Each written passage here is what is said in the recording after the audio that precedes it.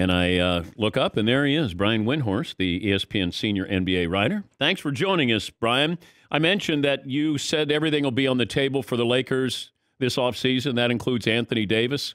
What leads you to believe that? I don't know what they're going to do. I'm looking at with the cards that they're holding. I just don't know how they dramatically get out of this situation. And so I think they'll discuss it. Do I think they'll do it? I don't know. I don't see a trade that makes sense for them right now. Also, I don't know if I would trade a guy who's a top 15 player when he's healthy, because it's so hard to get that. And I don't think you're going to get that in return. So ultimately, I don't think they will. But I'm just looking at what they have to do. Like Dan, I honestly think that they're going to have to call the other 29 teams, and they're going to have to say, what can you send us for Russell Westbrook? You know, not as a player. Forget about him as a player. Just as a $47 million expiring contract. We will gather the contracts you don't want on your books anymore, and we'll take them. We'll take 3 NBA players, whoever they are, and you can use Russell Westbrook to sell tickets, to rebuild your salary cap, to release. And we will take any 3 players. I mean, I honestly think that's where they're going to have to start. And I still don't know if they're going to get takers or somebody that doesn't say, yeah, we'll take him, but send us your unprotected 2027 first-round pick. I just think it's going to be really hard. It sounds hopeless. Well, it's not hopeless if you have LeBron and AD. I mean, just to be clear, with they're both healthy and playing, they're really good. But, Dan, when they won the title in the bubble, they were the number 1 defensive team there in Orlando. And last year, they were in really good position before LeBron sprained his ankle. It was a really bad injury, and it derailed them. But for the season, they were the number 1 defensive team. Number 1. So they had good bones, if you will. And so when they traded for Russell Westbrook, a lot of people focus on, oh, it was just a terrible fit with LeBron. And that's true, of course. But to get Russell Westbrook, they traded away the core of their defense. Kentavious Caldwell-Pope and Kyle Kuzma were really valuable defensive players. And the guys they replaced them with were not. And so they've gone from number 1 defense. I didn't check it this morning, but like they've been down around 20. That's a catastrophic fall when their team was built on doing that. And so that is the issue. How do you recapture that when you've already gassed all of your resources to get a player that is not working? And I know you brought this up, that LeBron works in 4-year increments, whether it's Cleveland, Miami, Cleveland, now with Los Angeles. Well, I don't think he can work in a 4-year increment now in L.A. Is he there for the rest of his career? I don't think he's going anywhere. I don't think he wants to go anywhere. You know, I was looking. So the Lakers team is the oldest team in the NBA. And so I wanted to know the oldest team since when? And I had somebody here at ESPN go research it for me. And he said, it's the oldest team since the 2010 Cavs. And I was not surprised at all. And by the way, that doesn't even include the 2014 Miami Heat, where when they lost that finals to the Spurs, I went into the locker room. Shane Battier announced his retirement in the locker room. Ray Allen basically brought the ball to the 1-yard line on retiring. And Rashard Lewis, who started the game that night, never played in the NBA again. So three of the starters, 3 of the top 6 players from his last year in Miami never played again. So this is what happens when you have LeBron. You pour yourself in, you trade your draft picks, you sign veterans, you do everything you can, and a franchise just can't do that over and over and over. And 2 years ago, I would have told you, oh, they have AD, who's in his mid-20s and in his prime. Maybe that won't happen now. Maybe the window will extend. Maybe they've learned from watching what happened with the Cavs and then the Heat and then the Cavs again. Because, by the way, Cavs 2018, they were relying on Kyle Korver and Jeff Green and stuff like that. And then they do the Westbrook trade.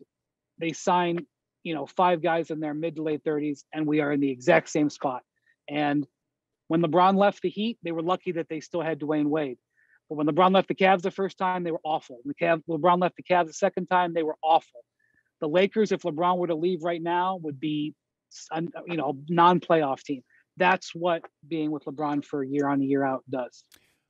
If you look back, and I know, the benefit of hindsight there, why couldn't LeBron make it work with the younger players? that he had, that nucleus is still a pretty good nucleus, and even good players on other teams.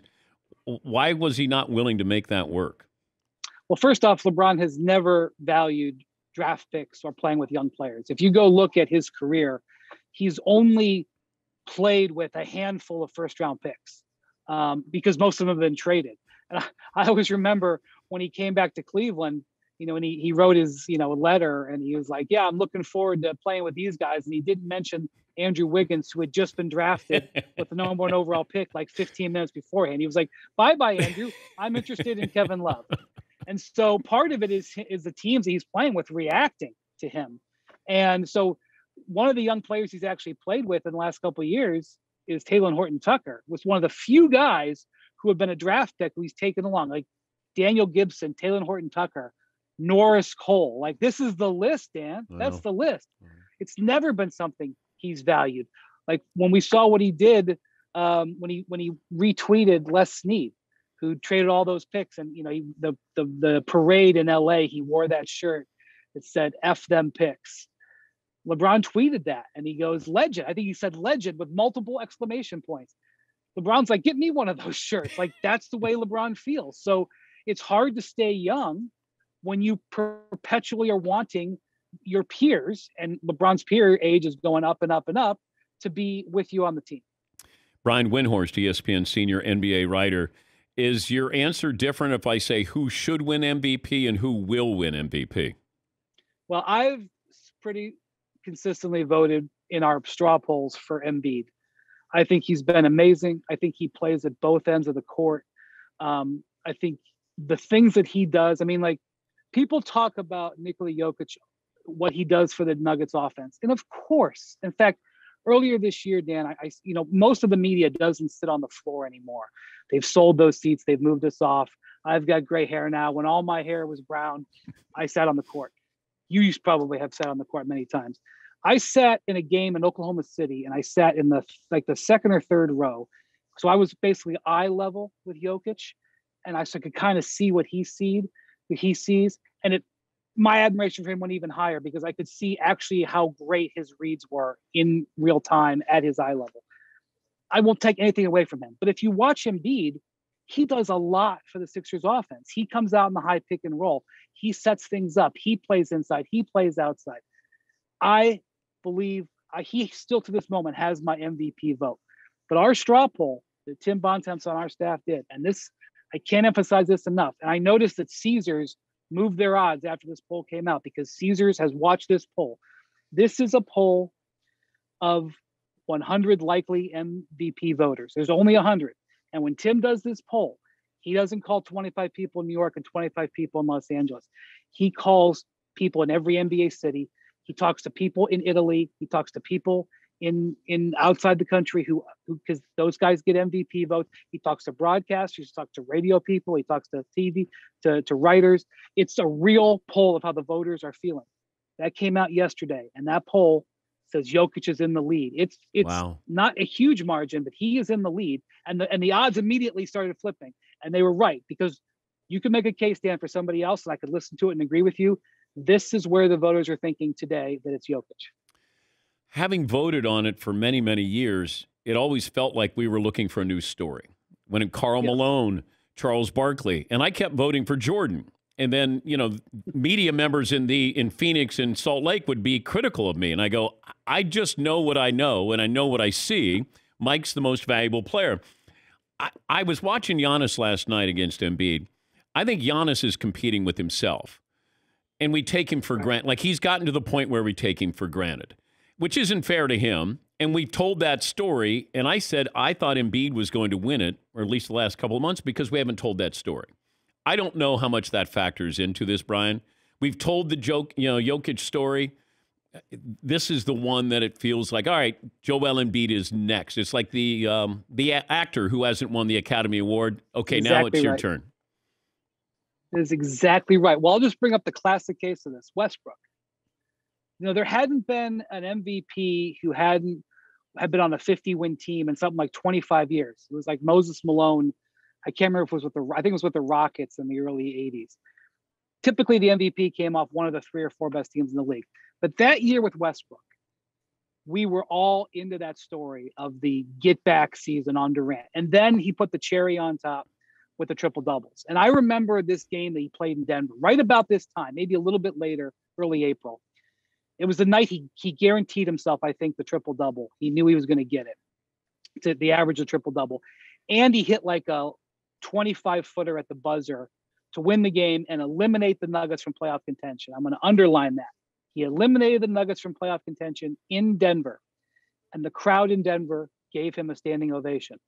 Which is not a good sign for the Nuggets faithful, but was an indication of how much those fans loved the story. They loved the story of Westbrook getting back at Durant by doing this. And in a situation like that, the story carried the day. So they finished like the 6th or 7th seed, and he won the MVP. So that's definitely a case. The other thing is, you're right. Giannis isn't contending against Embiid and Jokic. He's contending against himself from previous years. When he won his second MVP a couple years ago, he won Defensive Player of the Year and MVP. It's one of the great seasons we've seen in the modern era. I voted for LeBron, I think 7 years in a row, between 2000, maybe 9 and 2000, about 15, 16. He won 4 of them.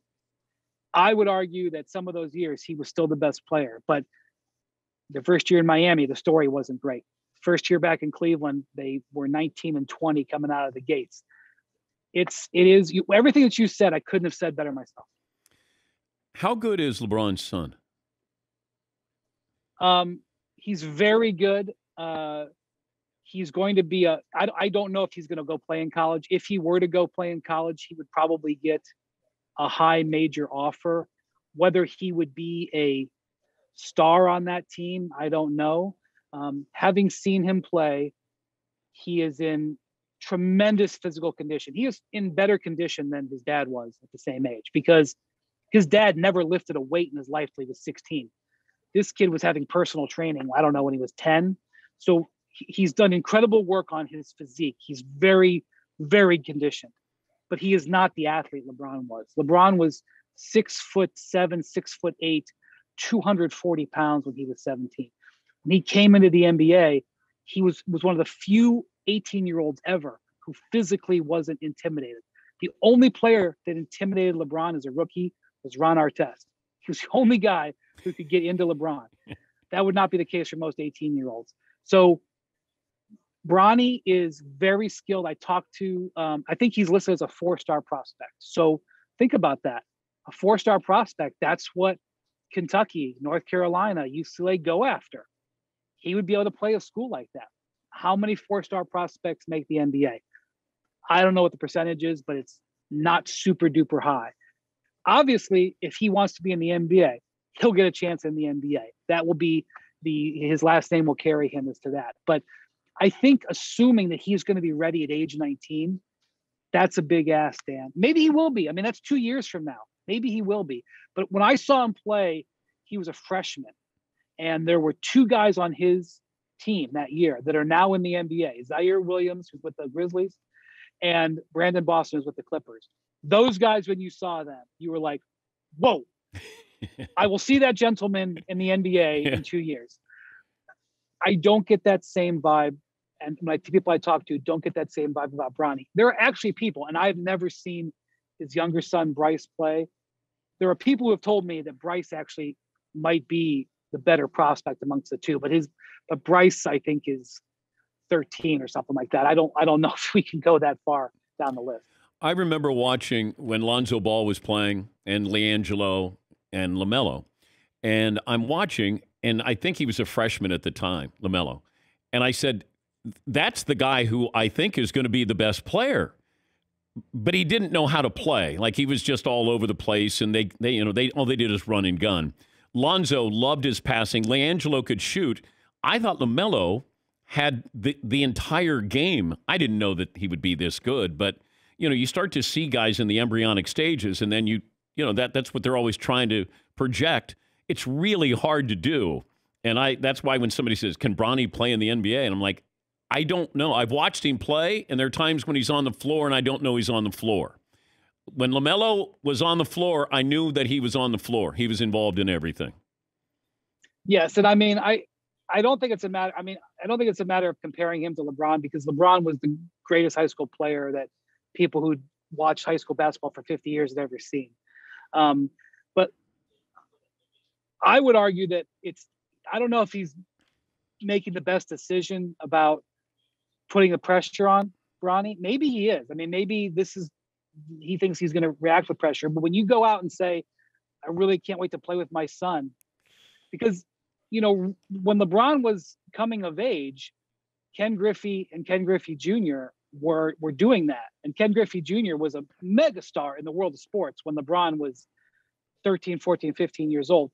The guy at Nike, who was been like LeBron's father figure, Lynn Merritt, before he handled LeBron for Nike, he handled Ken Griffey Jr. LeBron's first game as a Cav in the Nike seats, Phil Knight, Lynn Merritt, Ken Griffey Jr., and World Wide West. But Ken Griffey Jr. came to his first game. So I think he had this affinity for that for decades now. It's a lot to ask from the young man. And I will say this. I spent time at Sierra Canyon where he plays in the San Fernando Valley. Dan, I couldn't be more impressed with a high school basketball program. And the thing that I love about it is that they're not pretending what they're doing. They know exactly what they're doing. They're trying to prepare professional athletes. He couldn't be at a better place. I'm sure it's one of the reasons why LeBron moved out to LA. He's getting every advantage possible. And one of the things is they don't let Bronny do interviews. Like when I went to see him play, he wasn't allowed to interview him. So I thought, oh, that's really good. And then I saw that there was a camera crew following him around, including all the way out to his car to get into this is a 14 or 15-year-old freshman, all the way out to his car to get into his car. And the camera crew was from LeBron's company. So I was like, I don't know. Are we protecting him or are we not? And, I don't have a star 17-year-old son. What do I know? I'm not an NBA superstar. I don't know. But I worry that his experience is not going to be maybe what it could be. It's always great to catch up with you. Thanks for joining us, Brian. Thanks for having me, Dan. Have a good day. That's Brian Windhorst, ESPN senior NBA writer.